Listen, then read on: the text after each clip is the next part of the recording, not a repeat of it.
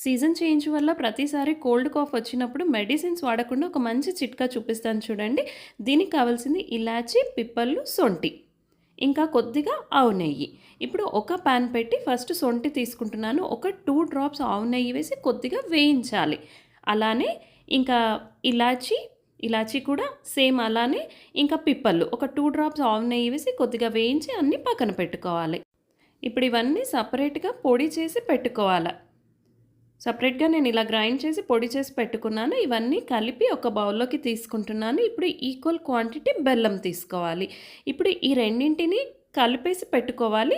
మనకి cold cough ఎప్పుడైనా వచ్చినప్పుడు కాఫ్‌తో అయితే చాలా నైట్ అయితే నిద్ర పట్టదు కదా! ఈ పౌడర్ వాడి చూడండి, చాలా రిలాక్స్డ్ అనిపిస్తుంది. మీకే డిఫరెన్స్ అర్థమవుతుంది. ఇలా కొద్దిగా చిటికెడు తీసుకొని వేసుకున్నారనుకోండి, చాలా రిలాక్స్ అనిపిస్తుంది. మరి దీన్నైతే ఇలా ఒక గాజు బాటిల్‌లో స్టోర్ చేసి పెట్టుకున్నారనుకోండి ఫ్రెష్‌గా